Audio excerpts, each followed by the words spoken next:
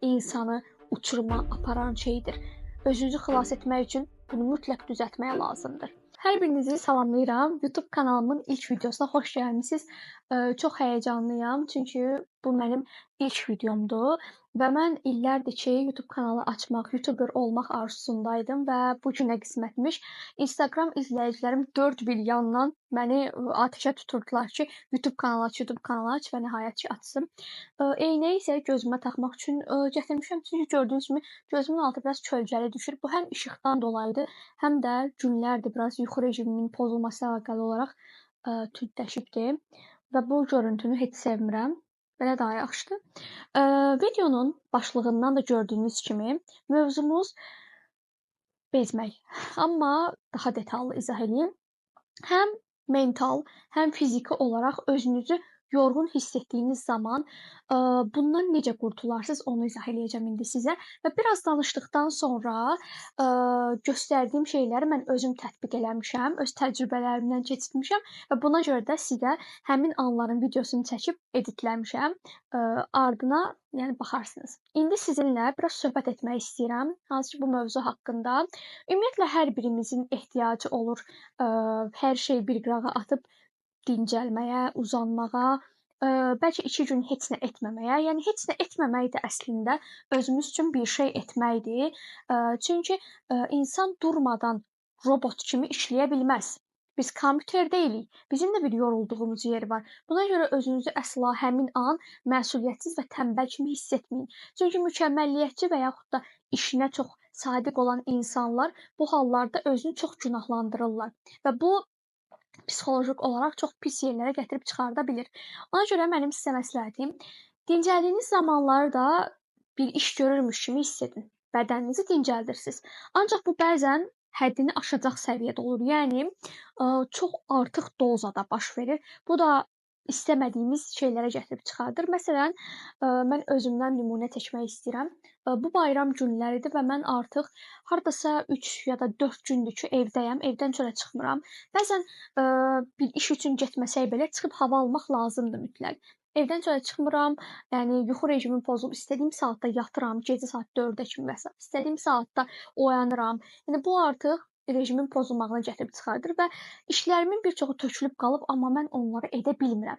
Bu enerjini, bu ruh halını özümdə tapa bilmirəm. Və yaxud da günüm kompüterdə müəyyən Instagramdan tapdığım filmlərə baxmaqla keçir. Bu dincəlməkdən savayı bir bezmişlikdir, yəni. Bizim bəzi zamanlarda, hətta çox zamanlarda duyğularımızı bastırmağımız gətirib belə anlarda bizi boşluğa sala bilir. Yəni bu həmçinin də psixolojik bir şeydir. Ancaq həmin bu vəziyyətdən necə qurtulmaq olar, onu deyim sizə. Əgər sizdə də bu göstəricilər varsa, hansı ki heç nə etmək istəmirsiniz, nə üz baxımı, nə saç baxımı, bəzən duş almaq belə sizə yorucu, bezdirici gəlirsə, yəni belə deyim də, o bir söz var, modum yoxdur, keyfim yoxdur, axotsuzam. Yəni bu sözlərin hər biri cəmləşibsə elədiyiniz işlərdə və yaxud da deyirsiniz ki, mən nə iş görüm, eləyəcək heç nəyim yoxdur. Artıq həmin an özünüzü həyatda bir məqsədsiz hiss etməyə başlayırsınız. Yaxşı şeylər gözünüz görmür, ancaq pis şeylərə fokuslanırsınız. Bu insanı uçuruma aparan şeydir. Özünüzü xilas etmək üçün bunu mütləq düzəltmək lazımdır. Və böyük şeylərə ehtiyac yoxdur. Xırda hərəkətlərlə də özünüzü toparlayıb işinizə, gücünüzə davam edə bilərsiniz. Yəni özünüzü dünyanın ən məqsədsiz, ən boşda olan insan kimi hiss etdiyiniz zamanlarda bu dediyim seçimlər sizə yardım edəcək. Xırda da olsa ruhunuzu və fiziki bədəninizi dincəldə biləcəksiniz. Bu dincəlmə isə uzanaraq, telefonda Reels videoları sürüşdürərək olmayacaq. Bəs yaxşı, necə olacaq? Gəlin ona videolarda baxaq. Destur! Haseki Hürrem Sultan Hazretleri!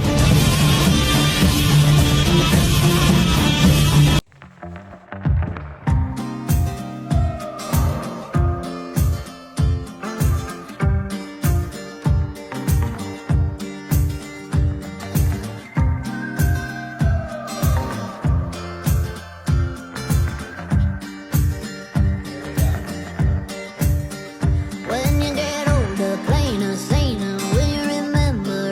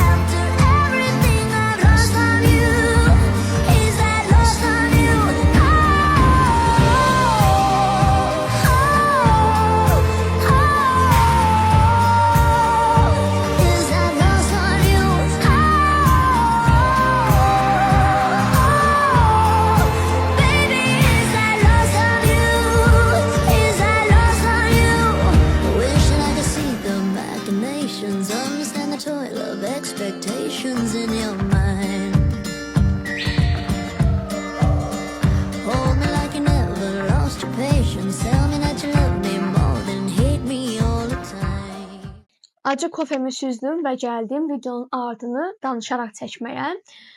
Görürsünüz, bir neçə qısa hissələr bölüşdüm sizinlə. Hansı ki, bunların hər birini hər birimiz evdə edə bilərik. İlıq bir duş almaq, bir çay süzmək özümüzə, sevdiyimiz hər hansı bir yeməyi hazırlamaq. Yəni, bəzən bu kiçik zərərli bir yemək olsa da bir dəfədən zərər gəlməz. Həmin an belə deyim də, dopamin ifraz olunduğu üçün o xoşbəxtçilik hormonuna görə yemək olar.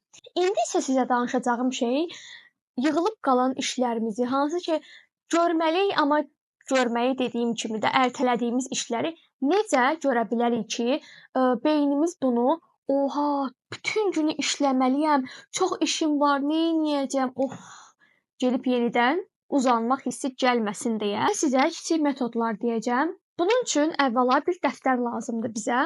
Əgər planneriniz varsa, yəni ajandanız lap yaxşı, bir dəftər götürürük, hər hansı bir dəftər ola bilər. Hal-hazırda ilk olaraq işlərinizin hər birinin adını yazmağınızı istəyirəm. Yəni sırayla yazın sadəcə.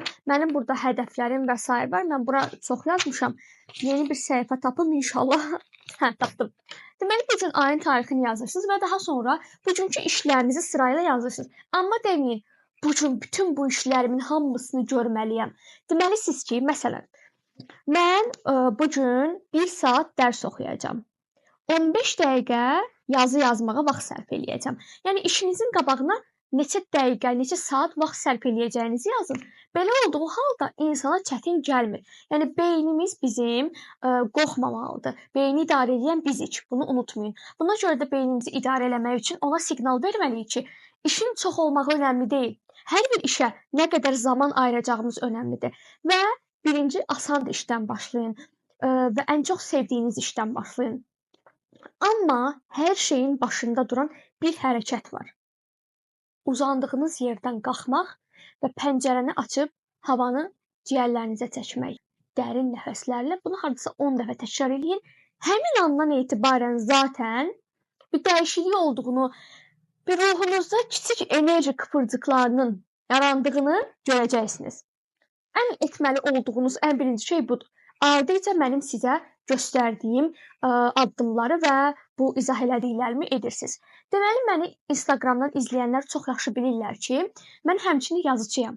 Hekayələrim portalda paylaşılır və öz romanım üzərində çalışıram. Ki, çalışıram demək olarsa, uzun bir zamandır ki, çalışmağı buraxmışam. Yəni, o bir söz var, yaradıcılarda olan durğunluq dövrü. Sanki elə bir dövr, amma zamanımın çoxu, belə deyim də, qarışıq keçir. Bəzən vaxtım olduğu halda yazmadığım üçün və bu məndə yarımçıq qalmışlıq hissi, ertələmə hissi yaratdığı və məni enerjidən saldığı üçün, baxın, diqqətli qulaq asın, yarım buraxmışlıq hissi. Bir insan bir şeyi yarım buraxdığı zaman bu münasibətlərdə də belədir. İnsanın içində bir boşluq tez-tez yaranır. Çünki təsəvvür eləyin ki, belə izah eləyim sizə, uzun bir yoldur, elə deyil. Yolda belə-belə boşluqlar var. Siz o yolla gəldikcə o boşluqlara belə-belə düşürsünüz. O boşluqları doldurmaq lazımdır. Doldurmaq üçün də yarım qoyduğunuz şeyləri tamamlayın və yazılarımızı sırayla yazırıq. Mən məsəl üçün yeni bir hekayə üzrə başlamışdım. Son hissələri qalıb. Onu hələ tamamlamamışam. Düzü mən hekayəni başdan bir də nəzərdən keçirməliyəm. Buna görə mən yazıram ki, bura ilk görəcəyim iş, evdəyəm zaten. Buna çıxmayacağam. Hekayəni yaz. Mən buna təxmini 1-2 saatlıq interval verirəm. Çünki dəqiq saat deyə bilmərəm yaradıcı işlərə. Ardınca, məsəl üçün, qardırobunuzu toparlamaq. İnanıram ki, yəni qızların bir çoxunda belədir. Tələsik anlarda qardırobdan paltar götürərkən dağılma halları baş verir. Yaxud da baş verməsə belə. Məsəl üçün, köhnə geyimləri götürmək, yeni geyimləri yerləşdirmək, ümumiyyətlə qardırobunuzu təmizləmək və bunu edərkən musiqi qoşub etmək sizə çox yaxşı təsir eləyəcək. Planlarınızın içinə mütləq təmizliyi də əlavə eləyin. Çünki təmizlik insanın təkcə evi təmizləməsi deyil, beyninin içindəki dağınıqlığı da təmizləməsi deməkdir. Ardınca mən ingilis dili üzrə çalışacağam. Mən ingilis dilinə də hazırlaşıram. Yəni müəyyən bir hədəfim var, dil səviyyəm var. Ora çatmaq üçün əlbəttə ingilis dilini bilirəm, amma mükəmməlləşdirmək üçün çalışmaq lazımdır. Buna görə neçə dəqiqə film izləyəcəm, neçə dəqiqə oradan çıxartdığım sözləri öyrənəcəm, neçə dəqiqə kitab oxuyacam, neçə dəqiqəsində belə deyim, listening eləyəcəm. Yəni bunların hər birini mən sırayla yazıram və bir-bir başdan gəlirəm yavaş-yavaş. Hər birinin aralığında da özümə sevdiyim şeyləri hədiyyə edirəm. Məsəl üçün kofe, çay, hər hansı bir şirniyyat və ya da şirniyyat yemirsinizsə özünüzə gedib kiçik bir praktik salat hazırlaya bilərsiniz və ya da yeməyinizi gətirib yanınızda yeyə bilərsiniz. Bütün bunlardan da əlavə olaraq sizə son məsləhətim, son 2 məsləhətim çıxıb yürüyüş etmək. Mən bu gün çıxıb yürüyüş də eləyəcəm. Həmin anda sizinlə çəkib bölüşəcəm. Çox yürüyüş etməyinizə ehtiyac yoxdur. Yarımca saat, minimum yarımca saat bəsdir.